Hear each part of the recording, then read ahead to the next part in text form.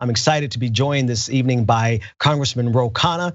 Congressman Khanna represents the California 17th Congressional District, located in the heart of Silicon Valley, and is serving his second term. He also sits on the House Budget, Armed Services, and Oversight Reform Committees, and is the first vice chair of the Congressional Progressive Caucus. Congressman Khanna, thank you so much for joining us. Let's talk about the races that just happened Tuesday night.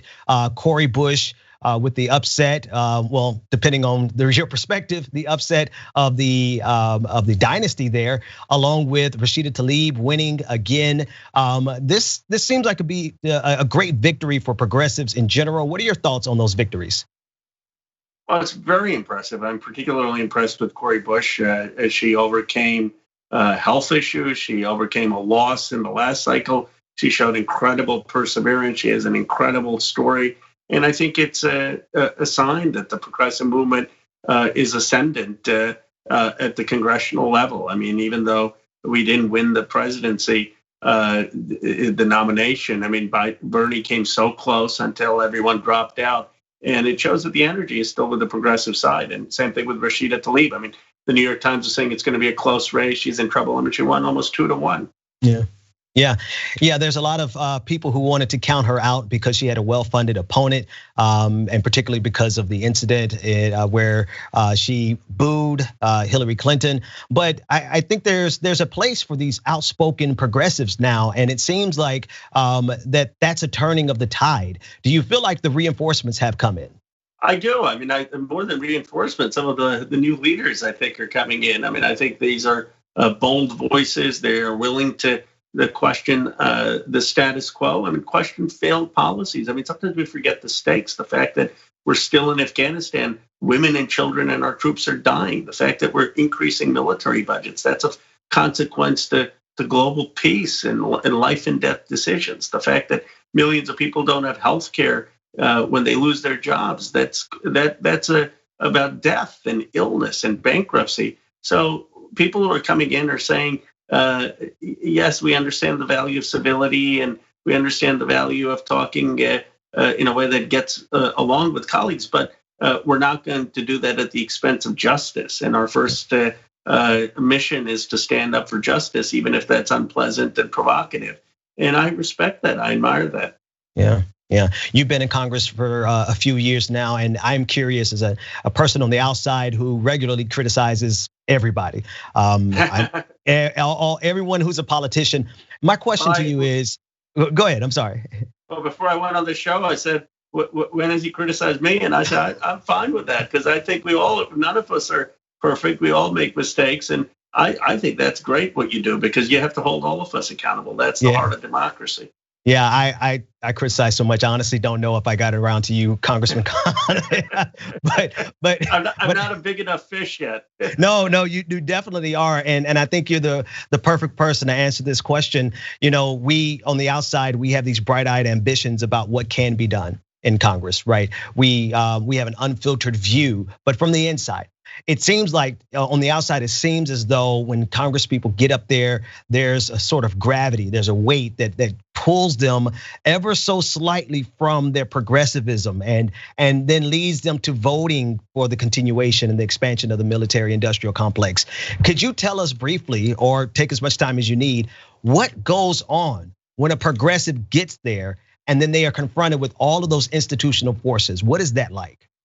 Yeah, no, well, I appreciate you mentioning the military. I mean, we worked to have a 10% cut in the military budget. We couldn't get enough Democrats to support that. Now, let's put that in context. President Obama left the military at $600 billion.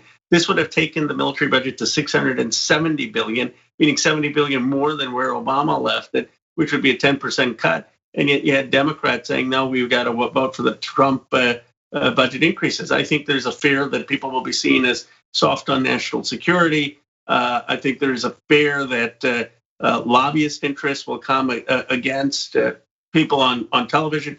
But I think the bigger issue and the genuine dilemma that progressives often face is effectiveness. I mean, right now, we don't have the numbers to be in leadership where we can get a vote on Medicare for all, where we can get a vote on the right type of defense cuts. And so people say, okay, if we don't make this compromise are we going to be totally shut out? And it's that constant balancing that I've engaged in, that everyone is engaged in, because you've got to be effective. So what's the solution? The solution is to send us more progressives, and to ultimately to elect progressives into leadership. I mean, I think we need to have a few progressives like a Pramila Jayapal or others in leadership.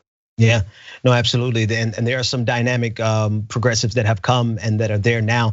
You tweeted out earlier today, at least 5.4 million Americans have lost their health care. 26 million Americans are going hungry because they can't afford enough food. 28 million Americans are at the risk of losing their homes. This is an emergency. Congress must pass a bold relief package now. The short question is, what's the holdup? But I guess the more in-depth question is, why? Why is there a holdup? The holdup is McConnell and the White House. I mean, that's the truth of the matter. They want to give $200 a week to people, and that you can't pay the bills with $200 a week. So there's no way Democrats can sign off on that. And in this case, I actually do give the speaker credit for holding the line and trying to get the number higher. Now, some of us in the Progressive Caucus said, no, this isn't enough, even the House bill. We got to give $2,000 a month. I mean, if the Fed can find money to buy junk bonds from corporations, how can we not find the money to give Americans a check? And I'm for a rent moratorium, but a rent moratorium actually hurts some of the small business landlords. I'd rather that we give people $2,000 so that they can pay the rent and so they can pay their expenses, and that we're helping Main Street, we're helping communities instead of just bailing out corporations. So the holdup is McConnell and Trump in this case, but there was a resistance still in this town to the type of bold policies of getting everyone monthly checks that we needed. In terms of the why, I mean, we understand Mitch McConnell, we understand the role that Republicans play. I guess my question is does the leadership of the Democratic Party understand what they're up against? Because it seems as though we engage in politics as usual. It's the standard kind of politics that are happening right now from both sides, quite frankly, in terms of leadership. But we're facing a crisis like we've never faced before. Like this is, it's not often that you can look at a moment and understand that this is a historical moment. This is a turning point in the country, and yet our leaders seem to be engaging in politics as usual. So when I ask the question why, I guess I want to cut to the core of the thinking of the leadership on the left, as well as leadership in the Democratic Party, as well as the leadership and their perspective of the leadership on the right. Well, I don't think we've grappled enough with the moment we're in, the crisis we have in terms of the healthcare issues and on racial justice. If we did, we'd be leading in our Democratic platform calling for Medicare for all. We'd be leading in the Democratic platform with saying, let's get rid of qualified immunity for police officers, and let's get rid of the current standard of force, which is unique in the entire Western democracies. I mean, force should be a last resort when necessary, not when an officer thinks it's reasonable. So I guess where I blame our party legitimately is that we're not being bold enough, vocal enough. I think if we were out there fighting and made it clear that we stand for these things, and then people saw that really, okay, we're not getting anywhere because McConnell is blocking it, and our only choice was to compromise so we could get some money to the pockets of people, they'd be more understanding. But I think where they get frustrated is they don't see our moral clarity and fight for what really is needed. With the time that we have left, I'd like for you to sort of address progressives in a broad sense. What would you like progressives online, social media, organizers, the organizations across the country, what would you like them to know in terms of the fight that the Progressive Caucus and the various members that are progressive that you have? Tell us what you would like us to know about the fight that's ongoing as a progressive in Congress. The progressives are unified on some very simple points. One, that healthcare shouldn't be tied to your job. We need to expand Medicare to everyone, and that ought to be part of the party platform like it was until 1980. Second, that we got to get out of these endless wars. Third, that we need a strategic cut in our military budget and not have more funding of defense contractors. Fourth, that we need livable wages, family supporting wages for people. And then we need massive investment in childhood education, childcare, and free public college and vocational education. That's the core of the agenda. Now, the question is, how can we help make sure that our party leadership pushes for those things, because I think they're wildly popular with our base. Representative Khanna, thank you so much for your time. We really appreciate it.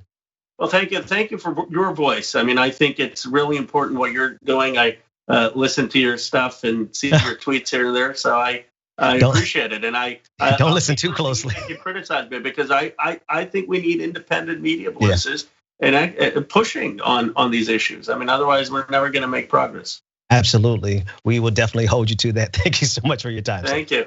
2 easy ways to follow the Young Turks. One is hit the subscribe button down below. Then you're a TYT subscriber. And second is ring the bell. And when you do that on YouTube, you're notified of our videos.